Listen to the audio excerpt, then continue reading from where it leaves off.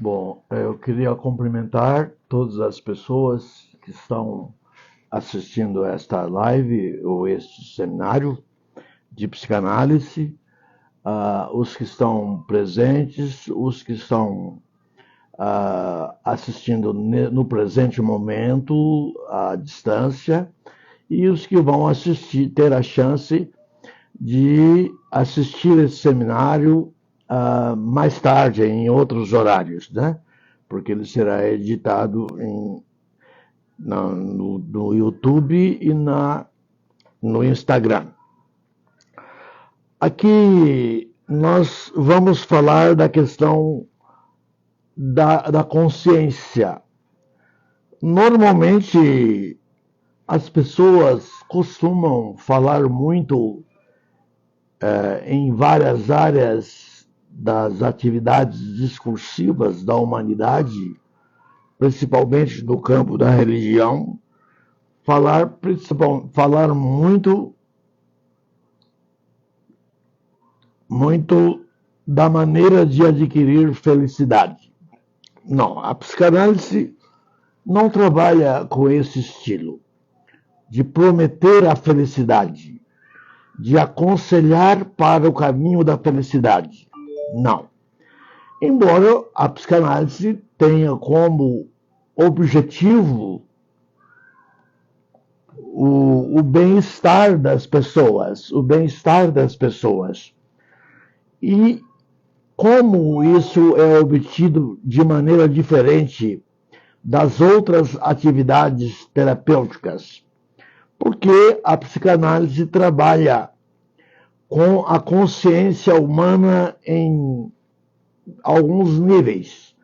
Trabalha no nível do consciente e trabalha em um nível que as pessoas não conhecem, chamado o inconsciente, em alemão das Unbewusstsein, no alemão do próprio Freud.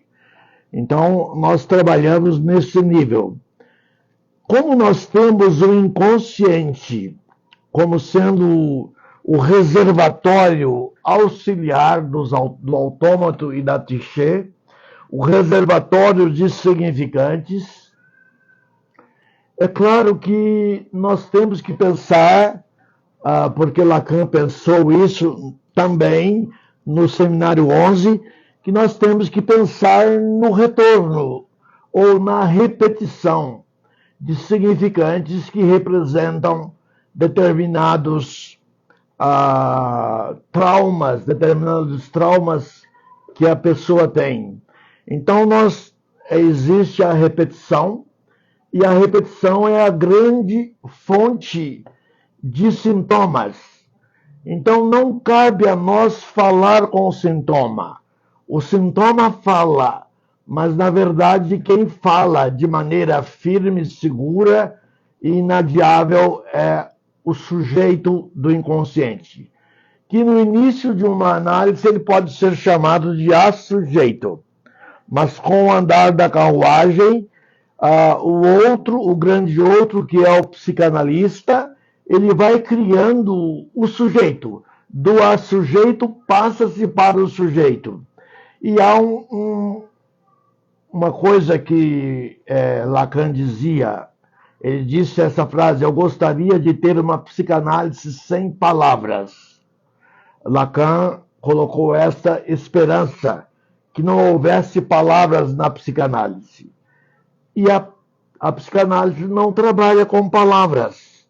E isso nós vamos ver ao longo desse seminário, nós vamos repetir por que a psicanálise não trabalha com palavras, não trabalha com aconselhamento, como não trabalha com doutrinação ideológica, mas trabalha com outros mecanismos que são ligados à esfera do próprio inconsciente, à estrutura do inconsciente. Hoje eu vou começar falando sobre a consciência infeliz, um glückliches Gewissen é o termo alemão. Isso vem da fenomenologia do espírito de Hegel. Então nós vamos ver por que há uma consciência infeliz. Hegel estuda a evolução, vamos dizer, histórica ao longo da formação na nossa civilização, da civilização humana. Ele acompanha o aparecimento da consciência. Primeiro, temos uma consciência precária, somente que está no sujeito, a consciência de si precária. E temos depois uma consciência de si que evolui para a consciência do outro. Há uma percepção do nosso eu, do humano para o outro humano. Então há um diálogo de dois conscientes. Então é a consciência em si, ou a consciência de si, a consciência para nós e a consciência do outro. No momento em que nós temos a consciência cósmica, vamos chamar assim, a consciência do universo, há uma contraposição de duas representações: a consciência da pequenez do sujeito humano com a consciência da grandeza do cosmos, que Kant colocou na esfera da fé e do infinito. Porque nós não podemos definir e delimitar essa infinitude do universo.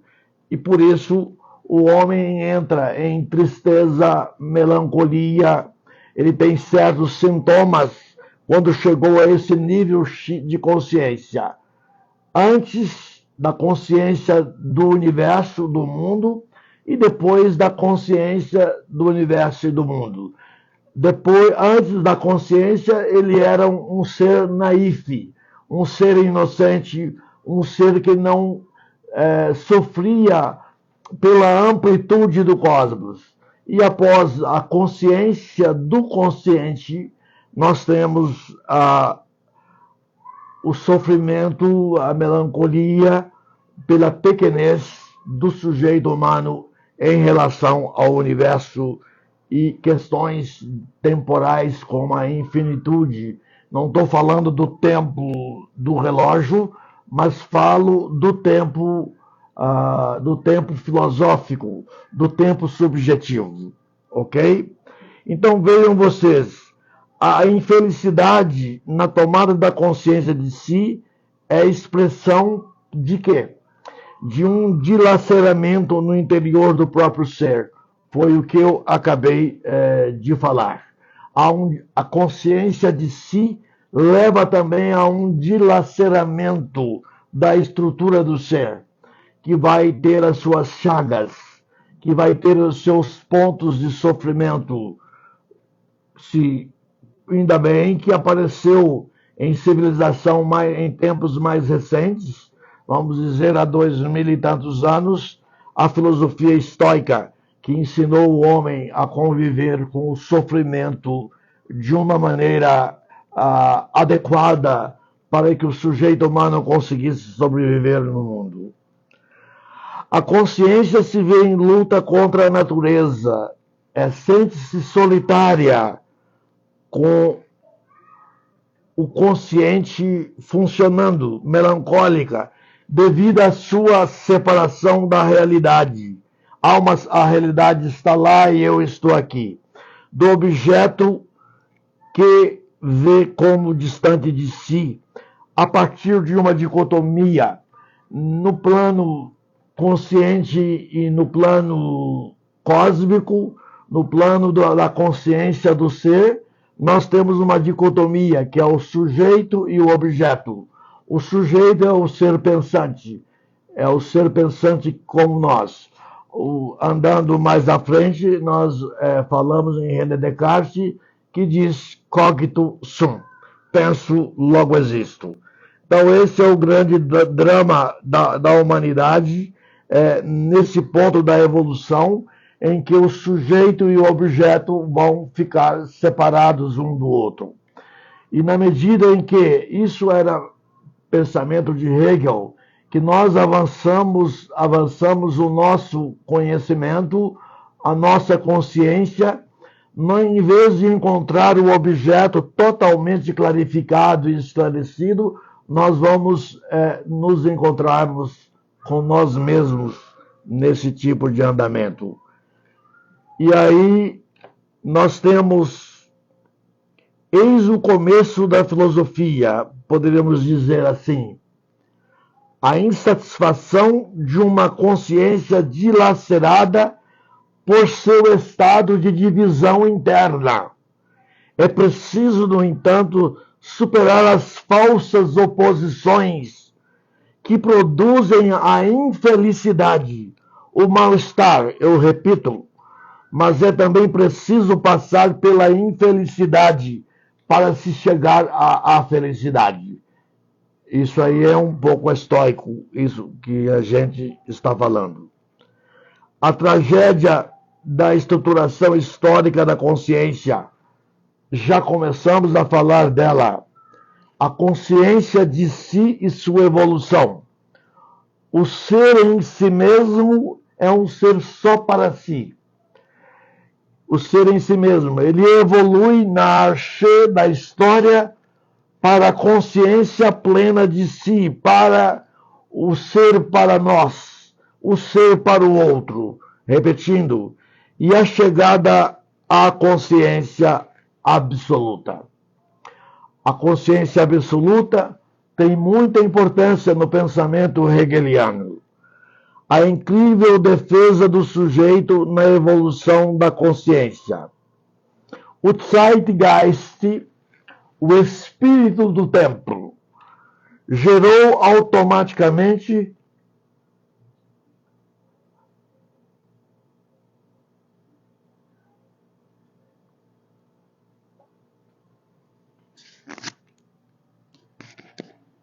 Desculpe, houve uma interrupção rápida.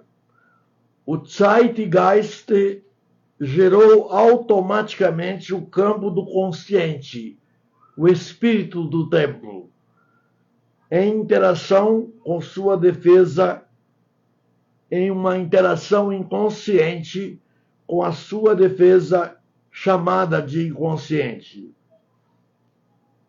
Hegel cria a história do consciente e inconsciente através da sua fenomenologia.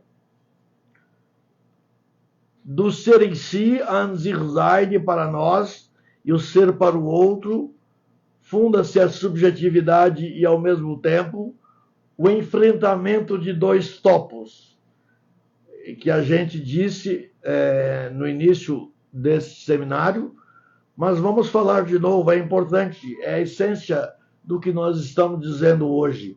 O enfrentamento de dois topos, tais como o cosmos e a pequenez do ser humano, como ser no mundo, ou Sein in der Welt, o ser no mundo em alemão, e os espíritos hegelianos.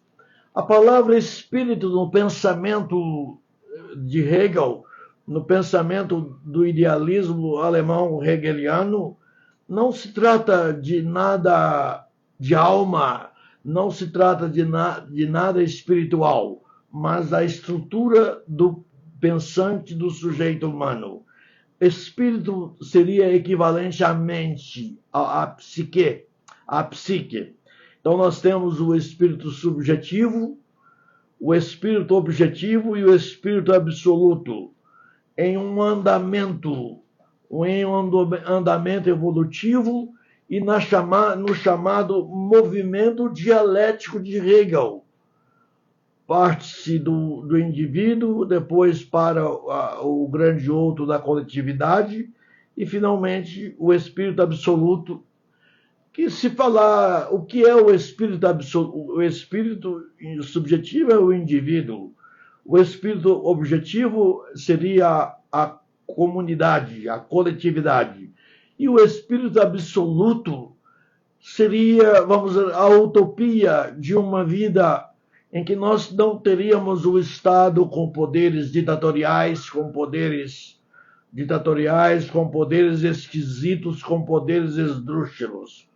No espírito absoluto era outro nível de consciência e outro nível de atuação e a outra maneira de suportar a ausência da liberdade. A ausência da liberdade. A verdade é uma palavra que nos vem agora à mente complexa. Como eu disse no outro seminário, verdade eu não sei de onde vem, do latim veritas, mas a etimologia, a origem da palavra não aparece. A verdade no idealismo alemão ela é elástica, ela é diferente do idealismo alemão. A verdade no pensamento filosófico grego clássico, no pensamento romano clássico, a verdade era alguma coisa estável. Mas em Hegel, a verdade ela é dinâmica, ela é elástica. Nós não falamos da verdade do espírito subjetivo, a verdade do espírito objetivo e a verdade do espírito absoluto. O que é, pode não ser. O que pode não ser, pode ser. E temos finalmente a síntese. Então nós temos temos uma trilogia dialética no pensamento hegeliano que muda a verdade. Uma palavra meio desagradável, porque coloca a verdade como sempre possível. O próprio Lacan mostra que a verdade com a qual trabalhamos, a verdade do consciente e do inconsciente, essa verdade ela não pode ser toda, ela é sempre não toda. Ela não pode ser expressa e ninguém deveria jurar dizer toda a verdade, porque isso é impossível para o sujeito humano. Basta ler a Crítica da Razão Pura de Kant para entendermos que não é possível dizer toda a verdade. Por mais que você seja um bom analisando, enfrente o divã, enfrente o seu próprio discurso, seus próprios pensamentos, os retornos que voltam do inconsciente através do processo de repetição. Então vejam vocês, a verdade nós substituímos pelo termo aletheia, sobre o qual Heidegger trabalhou muito. Aletheia significa desocultamento, desencobrimento de algum objeto para que ele possa se tornar conhecido e ser da verdade. Quando eu falo objeto, eu falo em todos os elementos, todas as substâncias que existem no mundo. Talvez de uma certa maneira espinosiana, do pensamento de Baruch Spinoza, que tem a sua teoria da substância única, a teoria da substância única no mundo. Então temos a tese, o ser é, a antítese, o ser não é, a síntese, o ser é uma outra coisa. Essa posição antitética da aletheia, ela vinha da Grécia Antiga. Nós temos alguns filósofos que já tinham esse tipo de pensamento na Grécia Clássica. Tá? A aletheia psicanalítica. Eu sou aquilo que eu é. Qual o seu nome? Não tenho nome. Você não tem nome, e se tivesse, jamais seria dito. Isso está no escrito do Velho Testamento, quando Moisés vai ao Monte Sinai e conversa com alguém. Ele escuta uma voz. Quem tu és? Pergunta Moisés. Quem tu és? Pergunta Moisés. Ele diz, a voz responde, eu sou o que sou. Eu sou aquele cujo nome não pode ser pronunciado. E nós sabemos que Yahvé são 4 consoantes na língua hebraica, tá certo? É um nome impronunciável. Se você não tem nome, e se tiver, você não tem nome. E se tivesse, jamais seria dito.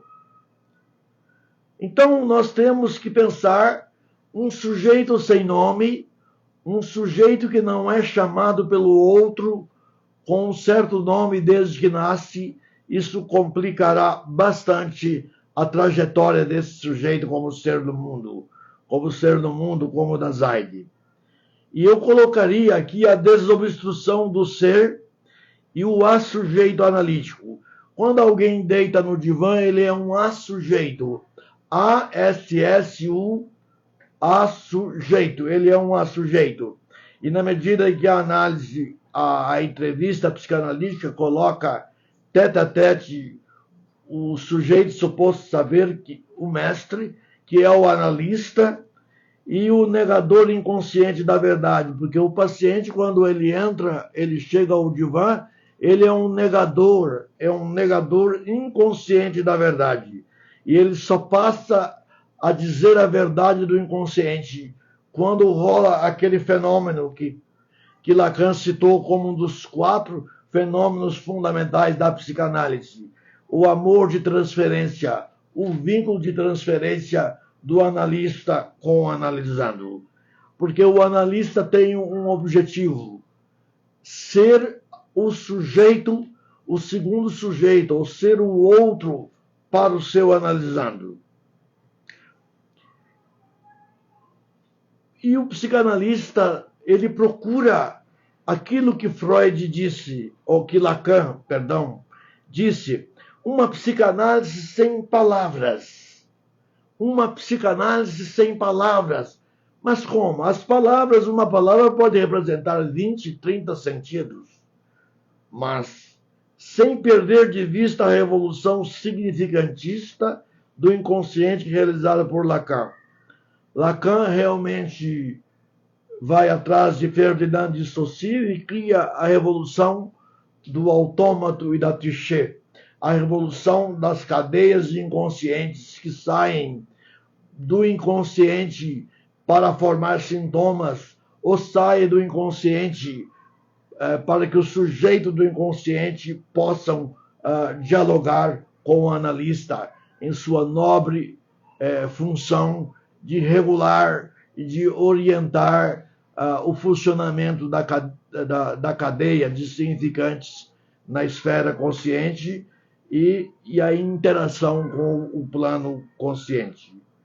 O grande outro entra o discurso de aconselhamento da psique cai. A psicanálise não usa o aconselhamento.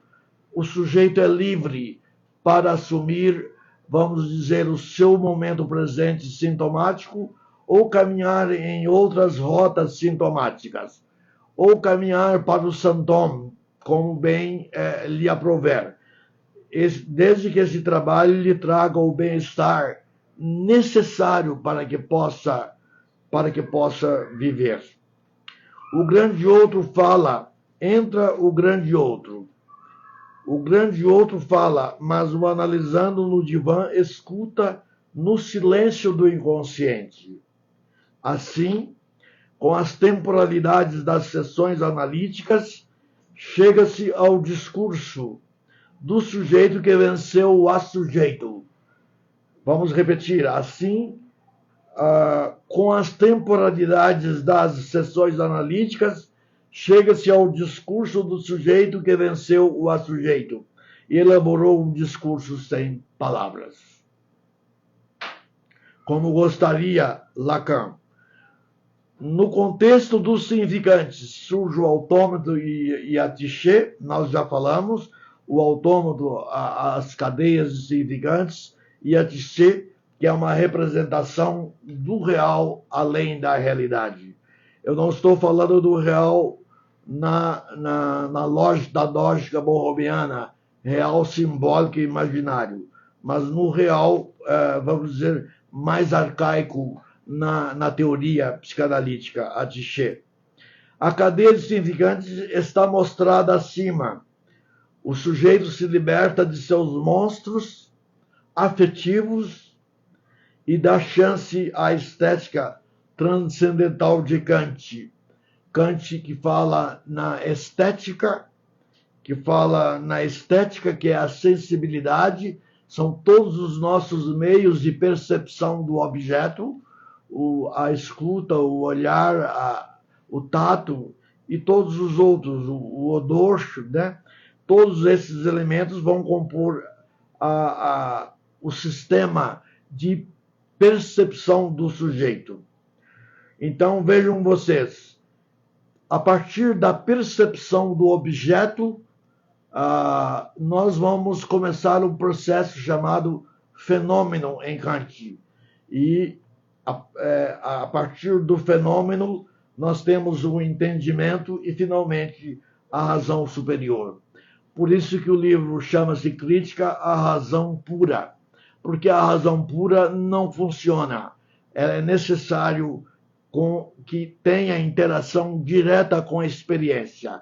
A psicanálise surgiu da experiência de Freud com os sintomas e as pacientes histéricas. Ela surgiu da empiria para o pensamento teórico que ele já tinha, para as suas percepções, ok? Então, assim como Kant associou o empírico da Grã-Bretanha do século XVI, ele associa ao idealismo alemão, ao pensamento alemão, e ele cria realmente a fenomenologia. O fenômeno, que é aquilo que nós podemos alcançar no estudo de um objeto. E temos aquilo que não podemos alcançar, que ele chamou de número. Então, vejam vocês, o Kant, o sujeito se liberta de seus monstros, isso quando vai para o divã do analista, afetivos, e dá chance à estética transcendental de Kant, que nós explicamos, a estética transcendental de Kant, que é o primeiro grande... São 3 segmentos, a crítica da razão pura, mas esse é o primeiro segmento. Hegel, ao gerenciar o avanço da consciência, retira o véu que cobre o real, procurando penetrar as coisas. Hegel tira o véu que cobre o real e penetra as coisas. E assim encontramos sempre a nós mesmos. No fim, nós encontramos sempre a nós mesmos. Como dizer o que é a verdade? Muito difícil. É melhor falar sobre a aletheia grega, a aletheia tão admirada pelo filósofo alemão de Ser e Templo, Martin Heidegger. Assim como outros filósofos, Hegel prenuncia Freud. E o idealismo alemão, sem perder a realidade psíquica, fala inconscientemente do consciente. Ok? Eu gostaria agora de entrar no discurso lacaniano direto, porque Lacan foi o grande atualizador da psicanálise na França na década de 50 e 60. Ele teve um grande trabalho em Paris. Então, nesse momento, Lacan fala a verdade, que nós preferimos substituir por aletheia. A verdade, para irmos direto ao assunto, é de origem aletheia. O desencobrimento, o desocultamento, que está na obra Ser e Tempo de Heidegger. Termo sobre o qual tanto especulou Martin Heidegger, a aletheia. O desocultamento, o desencobrimento das coisas nos leva à verdade. A palavra verdade é um pouco nebulosa e ela não fica bem. O próprio Lacan a colocou de lado no contexto da teoria psicanalítica. Emet é verdade em hebreu.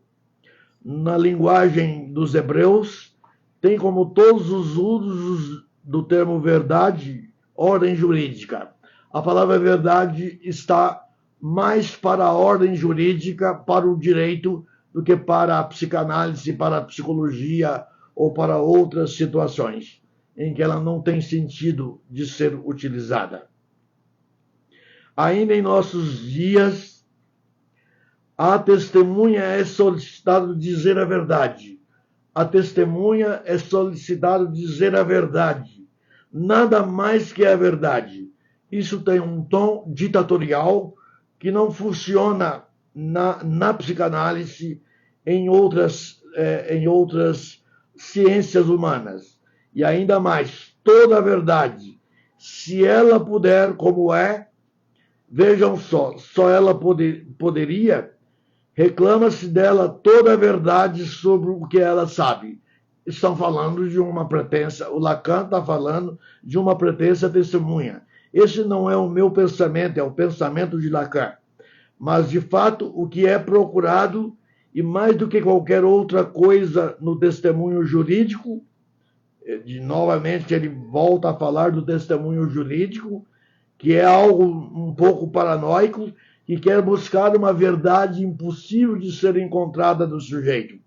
Encontra-se fragmentos de verdade, mas não a verdade na sua totalidade. É do que poder julgar o que é do seu gozo. Na verdade, Lacan diz que o uso da verdade, tal qual se usa no meio jurídico, está se querendo medir o nível de gozo do sujeito, e não o nível de desejo, o nível de gozo. O gozo em relação a algum crime, pode ser. O objetivo é que o gozo se confessa. O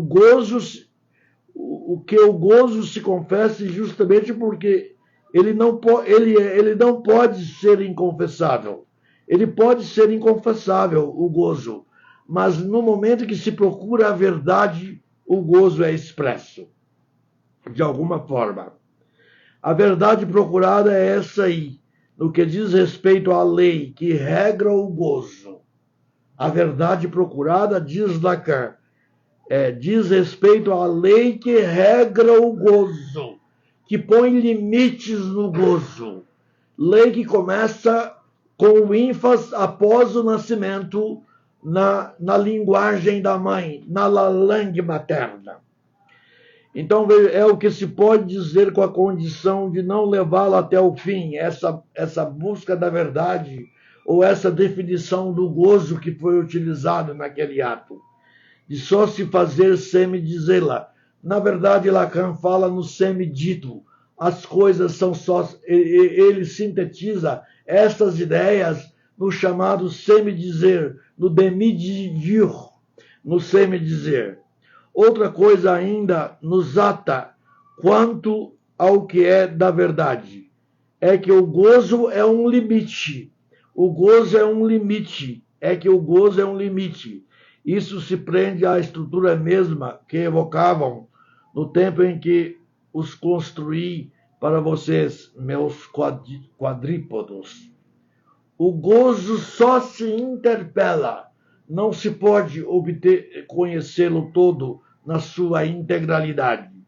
Só se evoca, só se suprema, só se elabora a partir de um semblante ensemblant, como diria Lacan, d'un discours que ne serait pas de semblant, de uma aparência.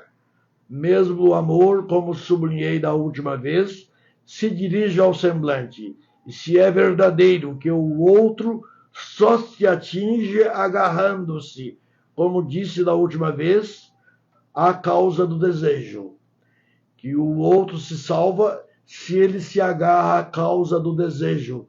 O desejo é, na verdade, a pulsão de vida, a Lebenstrieb, que é, na verdade, a pulsão ética para a vida. Embora não possamos esquecer a Todestrieb, a pulsão de morte, mas que, na verdade, ela é neutralizada pela pulsão de vida e faz-nos viver.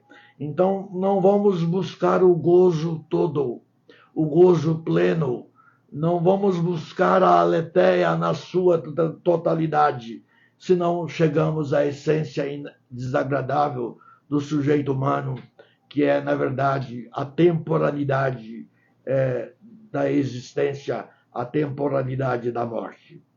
É também, do mesmo modo, a aparência de ser que ele se dirige.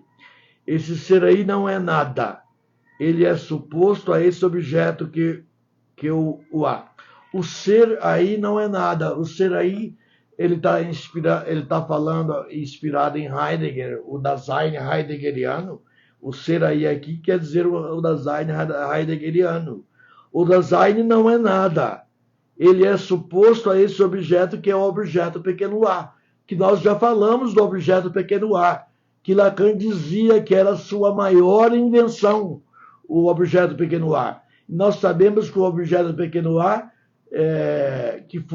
cujos estudos começaram em Berlim, com o analista de Melanie Klein em Berlim, que é a castração das pulsões parciais, a castração da pulsão oral, da oral sádica, da anal sádica, da pulsão uretral e de outras pequenas pulsões. Esse é o objeto que é produzido, que é chamado objeto pequeno a, que Lacan dizia, esta é minha maior invenção. Se o sujeito não tem o objeto pequeno a, que é o objeto que regula a ética, regula o desejo, regula o seu bem-estar como ser no mundo, e se ele não tem o Édipo castrado, ele tem uma estrutura psíquica muito mal elaborada e que precisa de ser bem trabalhada pela psicanálise dentro da sua ética. Não devemos reencontrar aqui esse indício de que, enquanto tal, ele responde a algum imaginário. Esse imaginário eu designei expressamente por I. Isso é Lacan que fala. O I do real simbólico imaginário, do sistema borromiano, aqui isolado do termo imaginário. Não é senão a vestimenta da imagem de si, que vem envolver o objeto causa do desejo. Qual é o objeto causa do desejo? O objeto pequeno a. Talvez o objeto edipiano, castrado, e de maneira simbólica e bem resolvido, que se sustenta mais frequentemente é mesmo a articulação da análise, a relação objetal. A afinidade do A, o objeto pequeno a, o objeto causa do desejo de Lacan, objeto pequeno a, com seu envolvimento é uma dessas articulações maiores que foram adiantadas pela psicanálise, a criação do objeto pequeno a. É para nós o ponto de suspeição que ela introduz essencialmente. E aí que o real se distingue. O real se distingue. O real só se poderia inscrever por o impasse da formalização. Mas a formalização tem que ser feita.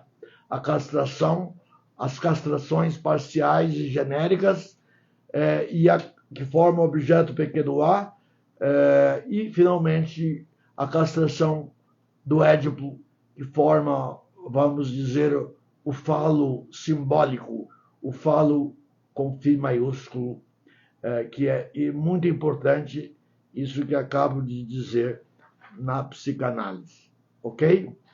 E eu agradeço às pessoas que estão me vendo no momento da transmissão da live ou depois, os que estão presencialmente, e eu ficaria à disposição para responder a alguma pergunta que possa vir das pessoas que estão me assistindo. Doutor Campos, a Marleide fez uma pergunta aqui para o senhor. Duas perguntas, na verdade.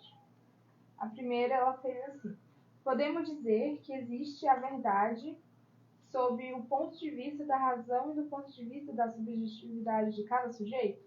Ela quis dizer, digo a verdade no sentido jurídico.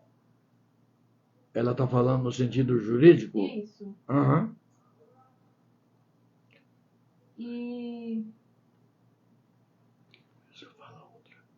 a segunda pergunta que ela fez... Você pode fazer a segunda pergunta depois? Eu vou responder a primeira. Tá. O senhor quer que eu repita a primeira? Pode repetir. Tá, ela fez assim. Podemos dizer que existe a verdade sob o ponto de vista da razão e do ponto de vista da subjetividade de cada sujeito?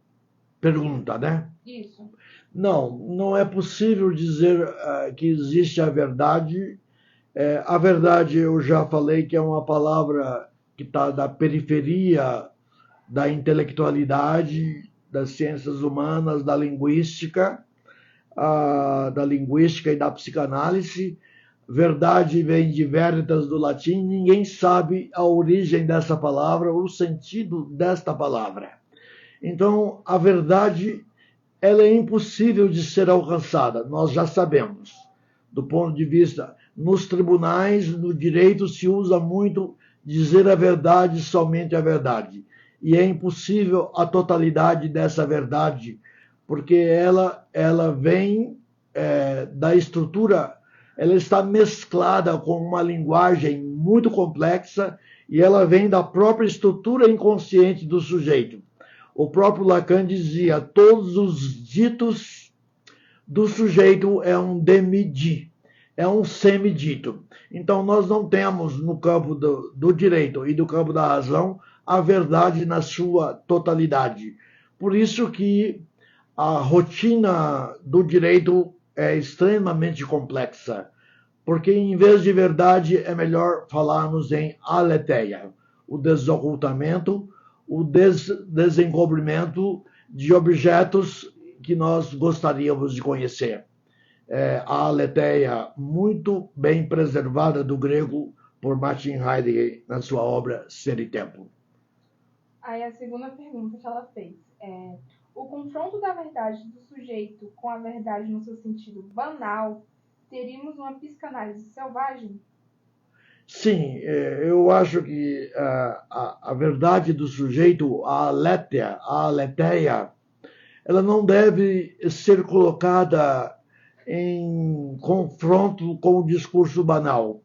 Aí nos lembra a decadência do Dasein heideggeriano, em que ele falava de duas coisas, que a decadência se compõe de um discurso autêntico e de um discurso inautêntico do sujeito. O discurso inautêntico é o falatório do mundo sem sentido. É o falatório do mundo sem sentido. É aquele que não sabe que tem um eu ou aquele que sabe que tem um eu, mas não cuida dele. A psicanálise está em busca daquilo que Heidegger chamou de decadência, discurso autêntico. O discurso que sai do mundo das palavras e entra no mundo dos significantes, como dizia Freud, queria uma psicanálise sem palavras, e entra no mundo dos significantes. Isso é o que acontece em relação à questão da verdade na psicanálise. E não se pode dizer tudo.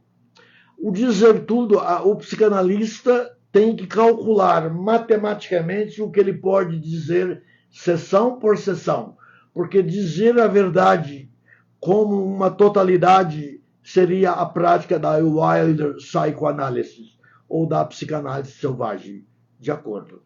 E agora uma dúvida minha. O escrito é aconselhável na psicanálise? Por quê?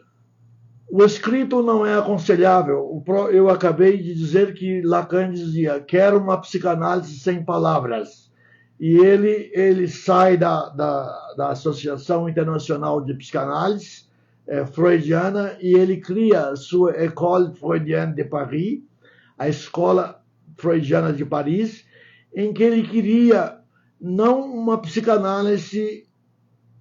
Você falou do... Qual foi o ponto que você destacou? O escrito não é aconselhável. Ah, sim, claro. Não são as palavras. E o que está escrito, as palavras, elas são signos. E tem 20, 30, 50 sentidos. Já os significantes só têm um sentido, quando um significante representa o sujeito para outro significante. Um significante só tem sentido ante outro significante. Portanto, o que está escrito não é significante. O que está escrito são palavras. E palavras o vento leva. E as palavras, é muito difícil você conseguir o sentido do que está escrito. Leia, por exemplo, Ulisses e outras obras, o Retrato do Artista quando Jovem, Finnegan's Wake de Ulisses, de James Joyce, e veja quão difícil é captar qualquer sentido do que ele disse. Compreender Joyce é impossível. só é possível interpretar à sua maneira criativa. Ok?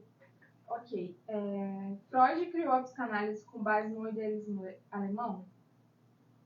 Eu poderia dizer que Freud era um homem instruído, e essa pergunta me leva a Hegel, que foi um grande filósofo do idealismo alemão, que sucedeu a Kant, que fez sucesso com a sua filosofia crítica.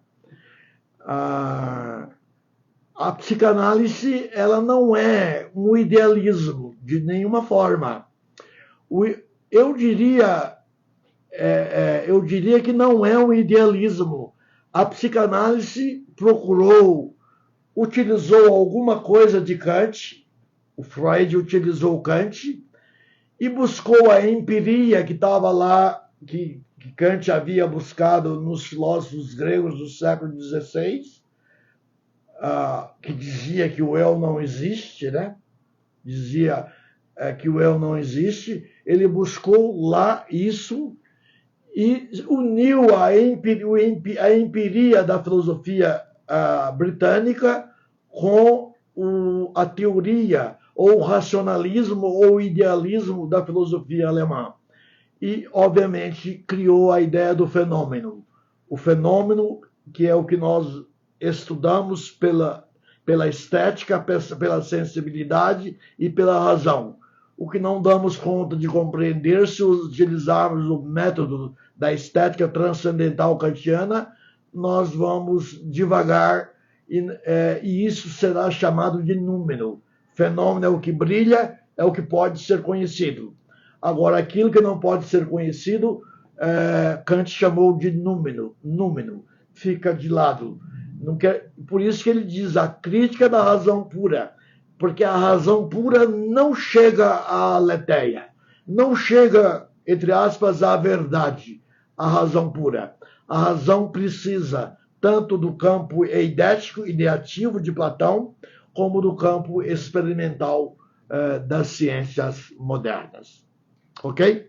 Doutor Campos, a evolução da ciência humana gerou sintomas psíquicos para a humanidade? Bastante. A evolução da ciência, da consciência, aliás. A evolução da consciência foi o surgimento da consciência na evolução, na formação da humanidade, foi um golpe brutal na vida do ser humano. Eu diria uma tragédia, a formação da consciência. E a formação da consciência ocorreu simultaneamente à formação do inconsciente, que é um mecanismo de defesa, o reservatório dos significantes e dos grandes males. O inconsciente seria, vamos dizer, uma caixa de Pandora boa. Uma caixa de Pandora boa. Eu digo que foi muito sofrimento e que na obra A Fenomenologia de Hegel, ele fala nesse ponto, vamos dizer, da linha evolutiva da humanidade, ele fala no aparecimento da consciência infeliz. E por que não um inconsciente infeliz? Então foi uma tragédia para o ser humano, realmente, a evolução da consciência de si, da consciência para si, a consciência para o outro, a consciência para nós e a consciência de si para o mundo. Ok? Outra pergunta. Hegel seria um analisando de Freud se tivessem sido contemporâneos? Muito curiosa essa pergunta, porque Hegel nunca falou da sua vida privada nos seus escritos, não fala. Mas Hegel teve um problema grave com uma irmã, Christiane Hegel. Houve talvez um vínculo do lado dela, do lado dele, nós não sabemos. Do lado dela, um vínculo, uma fantasia amorosa com o irmão. E ele se casa, vai ser professor em Berlim. E quando ele morre, ela escreve uma carta para a viúva falando do grande amor de Christiane Hegel pelo irmão falecido. Eu imagino que ele teria procurado, se fosse contemporâneo de Freud, ele teria procurado Freud com Christiane Hegel, levado também a sua irmã para um tratamento, porque algo enigmático da esfera amorosa, da paixão de Christiane, nos intriga até hoje, ok? Então,